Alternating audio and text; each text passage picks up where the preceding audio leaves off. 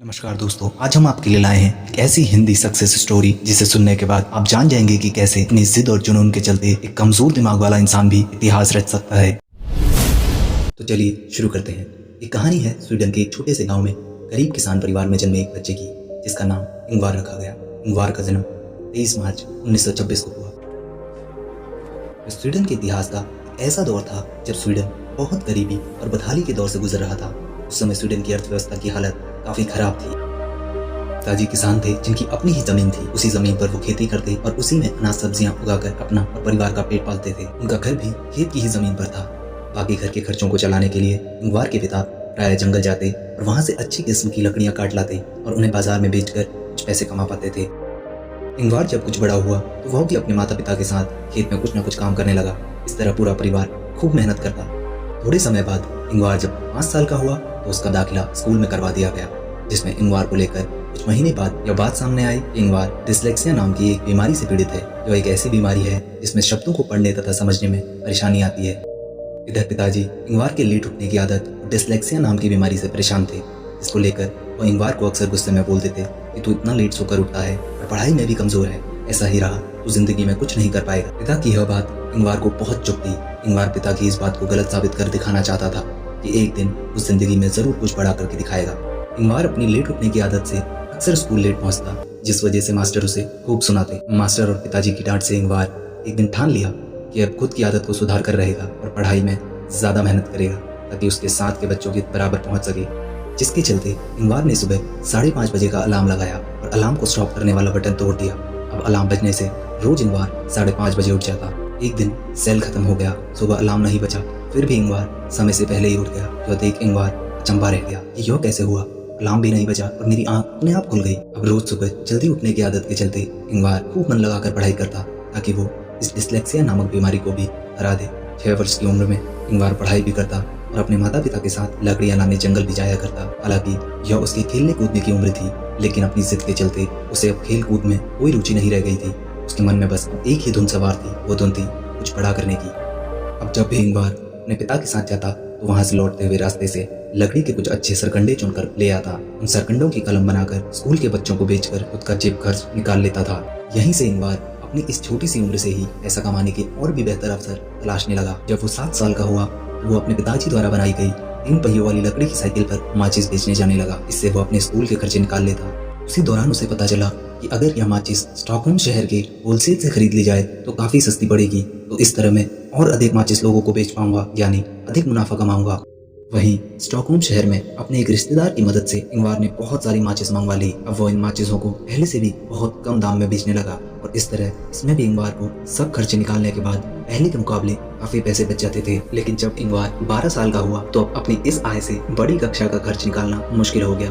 तब इंगवार ने अपनी आय को और बढ़ाने के लिए कुछ डेकोरेशन वाले प्रोडक्ट भी खरीद कर बेचना शुरू किया और साथ ही साथ बॉल पेन और पेंसिल भी बेचने लगा।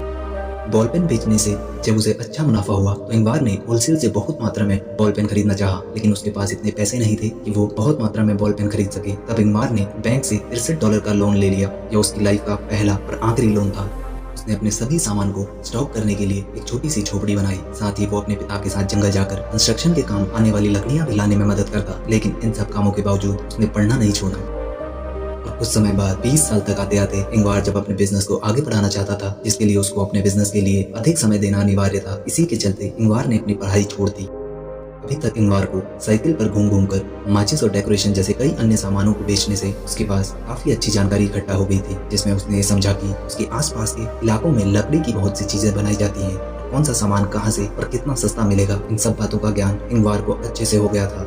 लेकिन अपने जमा किए गए पैसों से अधिक सामान खरीदने तथा उस सामान को स्टोर करने की जगह अब इंगवार के पास नहीं थी, जिसके चलते इंगवार ने जमा किए पैसों से मेल ऑर्डर बिजनेस करने का फैसला किया, जिसमें सामान को स्टोर करने की जरूरत नहीं थी।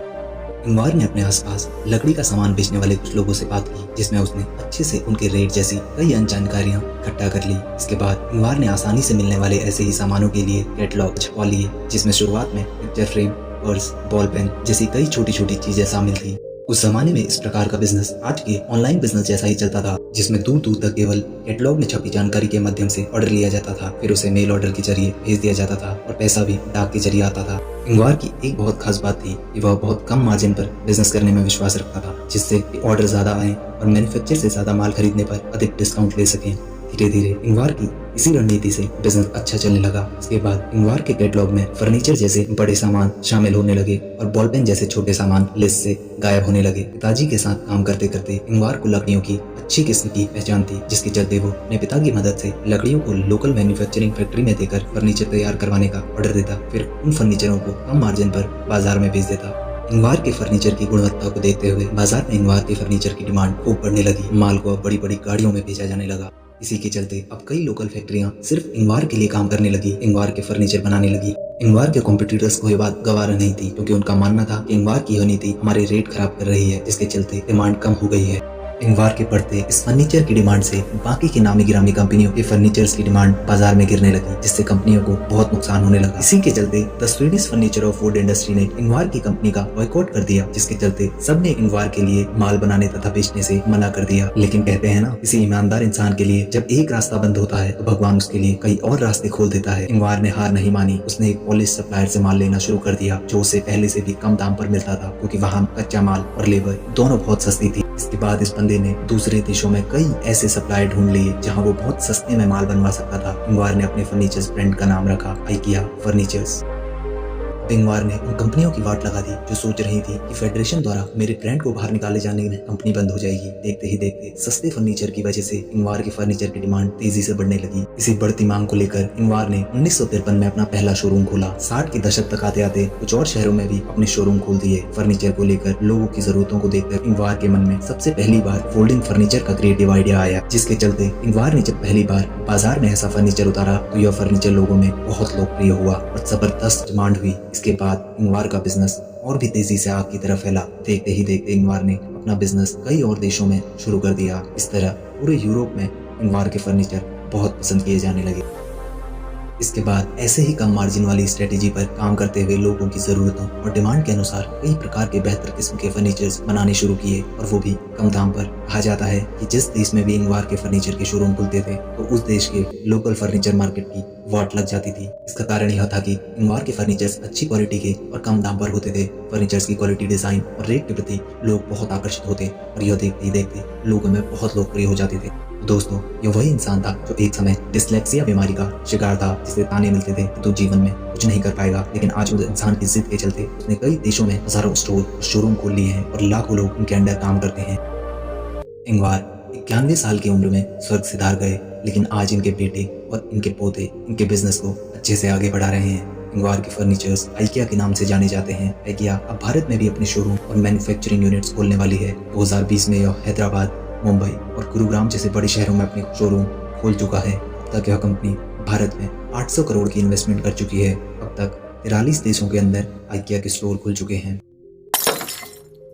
आशा करते हैं कि आज की ये कहानी आपको जरूर पसंद आई होगी। कहानी कैसी लगी कमेंट में जरूर अपनी राय बताएं।